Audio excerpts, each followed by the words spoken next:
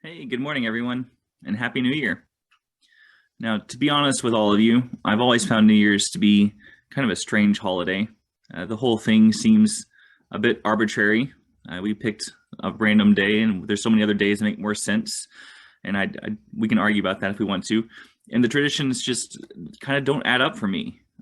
My grandmother, whose birthday was January 1st, was an avid practitioner of all of the traditions.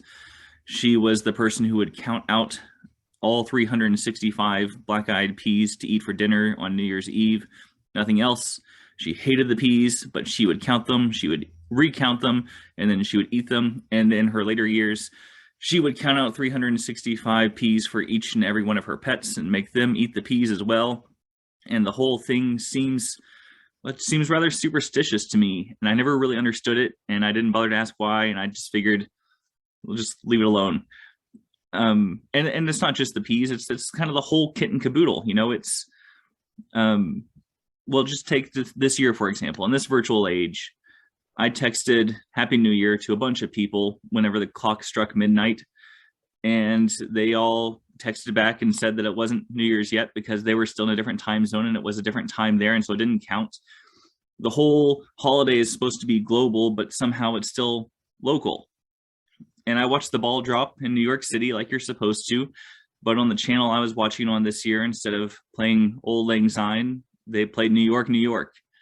And I don't understand why, but it's what they did. I mean, I can understand that it's in New York, so New York, New York makes sense, but it seems odd that we'd have this global holiday that we put New York at the epicenter of, and we have to watch the ball drop there, or else it's not New Year's Eve. And the whole thing seems just kind of odd to me. Not to mention the irony of celebrating newness by doing old things, the same old things. Every year we have the same traditions, the same song, the same Planet Fitness product placement, the same Weight Watchers commercials. Every year we expect the same thing out of New Year's Eve while we celebrate something new. How ironic that we can find the old and the expected in the celebration of new. And it makes me wonder if it's all just hype. I can appreciate the hype and I can appreciate the celebration of it all, but part of me wonders if it's just an excuse to have something to do in the emotional low that falls after Christmas. I hope not. I sincerely hope not. But I guess it all depends on what we make of it. So much of our life finds value and significance based on whatever importance we choose to put on it. And that might make things seem arbitrary, but the arbitrary can be meaningful. It all depends on what we choose to do with the moment before us. This is why I find resolutions to be so fascinating.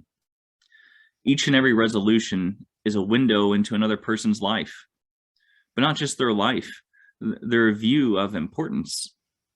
You see, when someone sets a resolution, they're not simply setting a goal, they're also revealing what they value, or perhaps what they haven't yet, but want to next.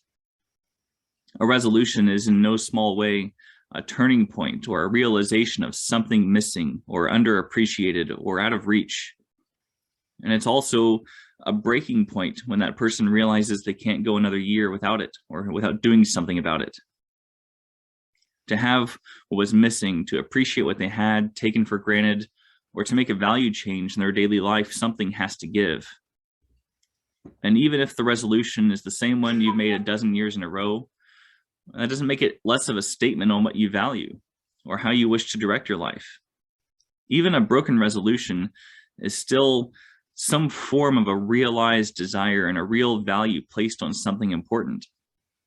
So when you ask someone what their resolution is, remember that you're getting a sneak peek into their very being, into how they view and understand and order their life. That's not a light conversation, is it? But we treat it like it is. I had a complete stranger, two of them on the same day, ask me this week about my resolution and my New Year's celebration plans, and it felt a little invasive.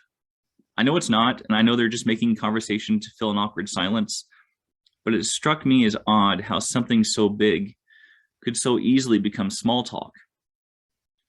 When we trivialize our resolutions by adding qualifiers like it's the same one as it was last year, or it's the same thing as everyone else's, we're also trivializing either or both what we value and the opportunity we have to achieve it or to grasp it. You see, a New Year's resolution is real. It's a valuable opportunity to purposefully direct our lives in a different way, a better way. The question is, how would we use such an opportunity? You have plenty of great opportunities at your disposal, and it can help to think of them categorically. Most resolutions are typically something about improving the quality of your own life, whether that's health-related or new hobbies, self-care, or something situational. Most resolutions are geared toward changing something in a person's individual life. Some resolutions, however, are outwardly oriented toward or with someone else. Perhaps you resolve yourself to spend more time with friends and family, or to do something for someone else. A few years back, there was even a trend going around to set a resolution to make a new friend every day for a whole year. It is possible to set a resolution that is not only for your benefit, but for someone else. And then there's also the other category of group resolutions, where people set out to achieve a unified common goal. Not individual goals that happen to be the same as somebody else's, but setting a resolution that can only be achieved together. More like a group Guinness World Record, or a company setting a new annual goal, or something like what Paul had in mind in Ephesians 1. In many ways, what we heard from Paul in Ephesians just moments ago is a group resolution. Looking backward at the sacrifice of Jesus and on the love of God, Paul directs the Ephesians forward into a different kind of future. Driven by God's action in the past, Paul envisions a future where the Ephesians are working together toward a common goal of, and I quote, and he said it 3 times, of living for the praise of God's glory. There's a couple of layers to that very packed resolution, and they each deserve some elaboration. First, that we would live for the praise of God's glory, which begs 2 questions. The first question being, what does that mean? And to expand that sentence as we have it would be to say something like it's living in a way that our actions bring praise to God. The first things that come to mind for me are the NFL player in the end zone, or the award winner at the podium. Or hopefully more importantly and more helpful is to think of someone like Mother Teresa dedicating a life to orphaned and impoverished in India. But to expand further without using the concept itself to define itself would be to say that Paul is urging the Ephesians and us to live in such a way that we draw positive attention to God, not the negative attention of hypocrisy or judgmentalism or self-righteousness that so often seems to be the case, but the positive attention garnered by treating one another with grace and mercy and forgiveness, ranging from the smallest act of kindness to the largest devotion of a whole life lived in service. To live for the praise of God's glory is to act in a way that brings thanksgiving to God. Or as Jesus says it, because he always says everything best, in Matthew 5, in the same way, let your light shine before others, so that they may see your good works and give glory to your Father in heaven. Which brings us to the second question. As opposed to what? How else would we live if not for the praise of God? Well, thinking of our normal resolutions, the answer seems to be in praise of self. So much of what we do on a daily basis, the goals that we set for ourselves, are for the benefit or praise of self. And even if we attribute our good works to God, is it for God or in fear of God that we act? Do we live a life for God, or do we live our life to impress God enough that we don't have to worry about hell? It's a question of motives. We can do the right thing for the wrong reason. And the selfish fear of hell is not the same thing as the selfless love that we have for God. So I wonder, does my resolution benefit me or God? And even if I give the glory to God, is that also just for my benefit? And finally, the last layer to unpack is the friendly reminder that Paul wrote these words to a whole church, not one person. It was not the responsibility of any one individual to live a life for the praise of God's glory. It was the resolution of a whole church to live for the praise of God's glory. And that's inevitably going to look different because it's not just one person, it's everyone acting together in different ways individually, but also collectively together. What would that even look like? I've seen it happen several times, but the one that always stands out to me most clearly is a wonderful little church outside of Seattle. And every year, come this time of year, they think about their own personal resolutions and also their resolution as a church. And they pick one particular verse each year. And every year, that one verse is read in every single gathering, every small group meeting, every meeting of various kinds, every Bible study, every devotional, every church service. They read that one verse and recite it, and it becomes part of who they are for the year. And it shapes and forms their identity, and they get tired of it and they get burned out, and they do it anyway. And they try to let that one verse shape how they do everything. So every decision they make, they try to filter it through that one verse. Does this decision fit within this vision of this resolution? And at the end of the year, they gather together right before the next new year.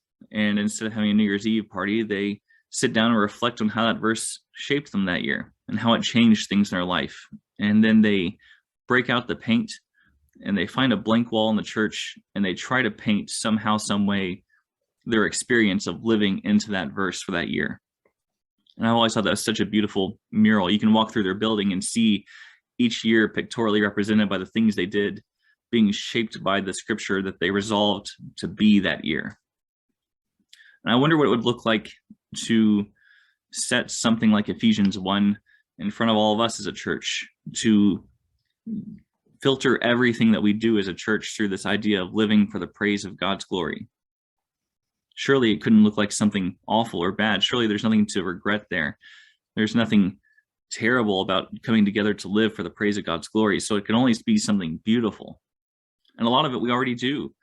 A lot of the work that's being done through AFAC and through so many different things like our coat drive, I think, is to live for the praise of God's glory. That's what that looks like as a church when we come together and do those things. And I think a lot of what we do in our small groups is to live for the praise of God's glory as we encourage one another and pray for one another.